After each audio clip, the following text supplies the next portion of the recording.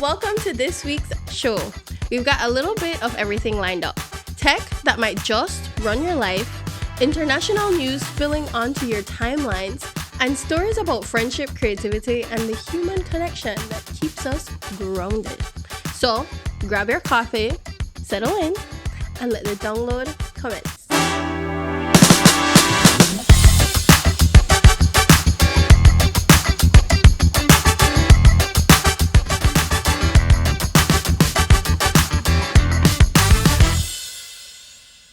There's a new AI assistant called OpenClaw, and apparently it used to be called ClawBot and MaltBot. I'm sorry, why does that sound like a seafood spot? That's on Pedro. Yes, I'll take the fry snapper on one side of artificial intelligence, please. But jokes aside, OpenClaw is an open source AI agent that runs on your computer and can actually do things like manage your messages, automate tasks, and basically run your digital life, which sounds great until cybersecurity experts remind us that giving it full access means full access. Your files, your passwords, your final underscore real underscore final docs. Belizeans don't even give cousins a full Wi-Fi password, and now we're giving it to a robot. The future is here. Yes. But maybe let's not hand over all the keys just yet. In international news, Mexican security forces killed Nemesio Oseguera Cervantes, also known as El Mencho, the leader of the Jalisco New Generation Cartel, during a major military operation. Now listen, when they say major operation, they mean major. After his death, things escalated quickly. We're talking roadblocks, burning vehicles, clashes across multiple states, and the government deploying 10,000 troops. But here's the twist. The chaos wasn't just on the streets. It was online too. Social media is flooded with fake posts, AI-generated images, and misinformation spreading faster than hot gossip across a group chat. So, now, authorities are dealing with two battles, one on the ground and one on the timeline. In 2026, even international conflicts have a comment section. My hot take, please, double, triple, and quadruple check your sources where you can. As tensions rise across the region, it is important that we all practice good media literacy.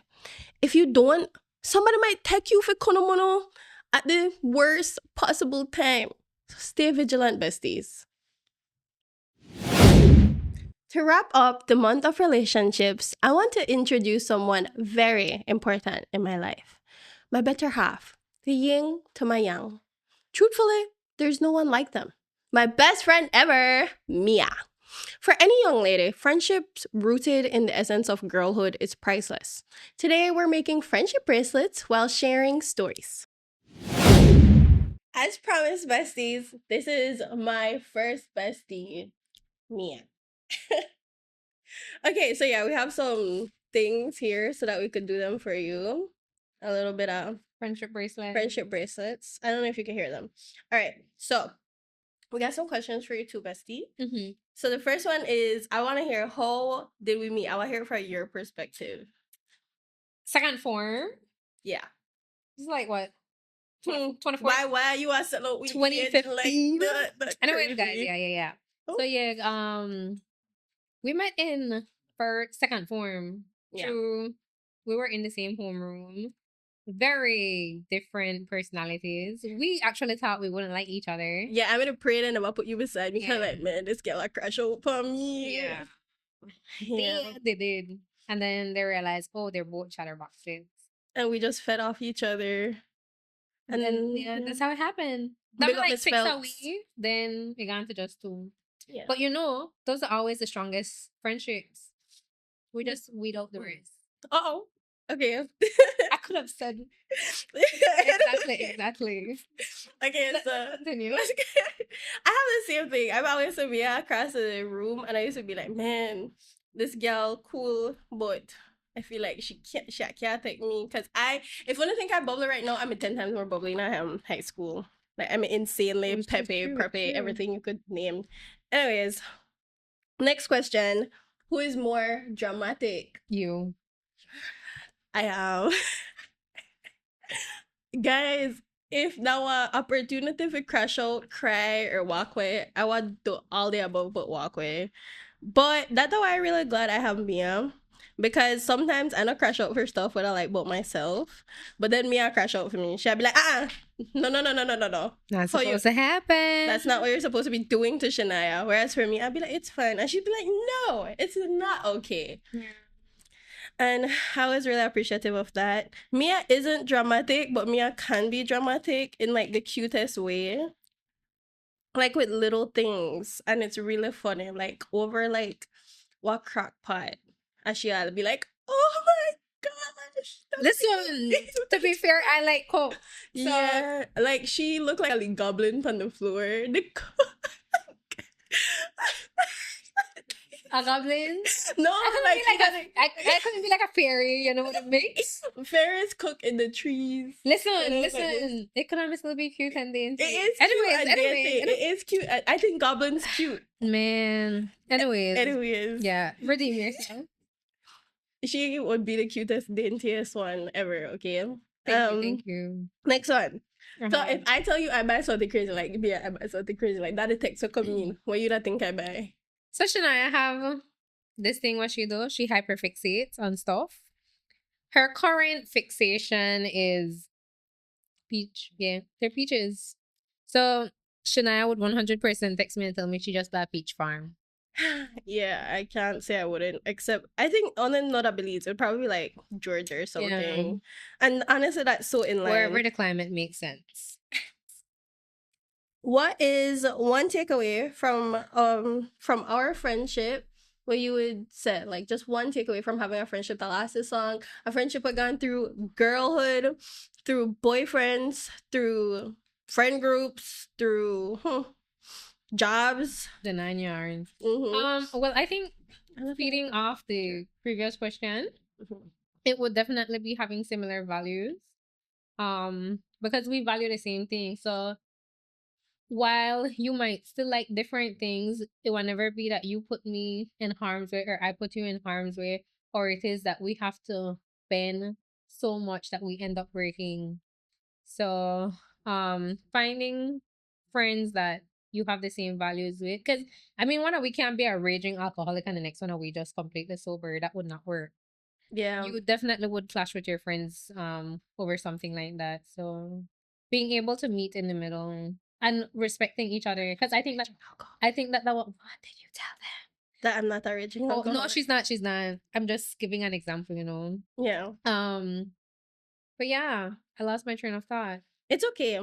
I'll pick it up. Mm-hmm. Yeah, so basically, just find somebody where you click with, but find somebody where that clicking with not to mess up your flow of things or not to deter you from your goals. Somebody will keep you on track, but also not suffocate you or make you feel like you to stifle. Respect.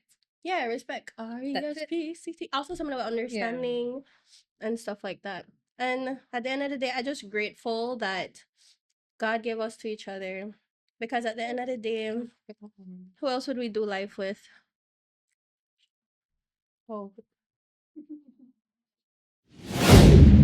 All right, besties, we've got a really special guest in the studio today. Joining us is Belizean writer and poet Khaila Gentle, and she's here fresh off the release of her second poetry book, Coffee Table Conversations. You might already know her from her first book, Crossroads, but today we're going deeper into the stories behind the poems and what shaped this new collection and what she's got coming next. So let's dive right in. All right. So tell me, Khaila, when someone picks up a book, well, your book, Coffee Table Conversations, and let's say they're stopping on a random page, what do you really want them to feel when they stop on that page? I think I really want them to feel like I want to talk about this poem or I want to learn more about what went into that poem. Like, even if it's talking with yourself or like I want to share it with someone else, because I think that's basically the main theme of the entire book is like having a conversation. So, Okay. And do you feel like you have any, like your personal moods and feelings you would want the audience to feel whenever they're reading that, or it's just something that's provocative, something that's going to get them thinking? Um, Both actually, because some of them, especially in the first section of the book, you'll find some of them are really like oof, like right in the feels. And then as you go to other sections, you'll have the more provocative ones, like ones that talk about like you have race, you have femininity, you have all that stuff, and like maybe like darker themes like depression as well. Ooh, yeah, sounds very intimate. And speaking of intimate, the title Coffee Table Conversations feels intimate already and every day. What kind of conversations would you say went into making this book? Was it conversations you had with others, conversations you were having with yourself? Tell me. Yeah, so like in general, I found myself I had a lot of free time when I was putting together this book, and I spent a lot of time at coffee shops. So even if it was to meet a friend or to meet to talk about business or anything like that, I found that like the center of that was like a coffee store or a coffee table. And a lot of the times it was also with my friends or my sister, like when you really, even if it's not a coffee table, like you're sitting around a table with someone and you're having like this in-depth talk about whatever it is, I think that really is what inspired the title. Oh, okay. I think that's really nice. And then this is your second book. Yes. What changed in between Crossroads and now? Okay, so my first book, Crossroads, I published that in 2021. So it's been about 5, 6 years. I think good and bad. Since then, I'm a lot more aware of being perceived. So that part makes me a bit more, I'm a lot more anxious and a lot more like a bit of a perfectionist, I would say, because I'm like, okay, I need to get it right. I need to do better this time. And on the flip side, I'm a lot better at the self-publishing process. Like I know what to do now. Yeah, like what an ISBN is, Yeah, how like to get knowing your yeah, exactly. I know what an ISBN is. Okay. And you said like now you're more aware of being perceived. Do you feel like it's a strength now or a weakness?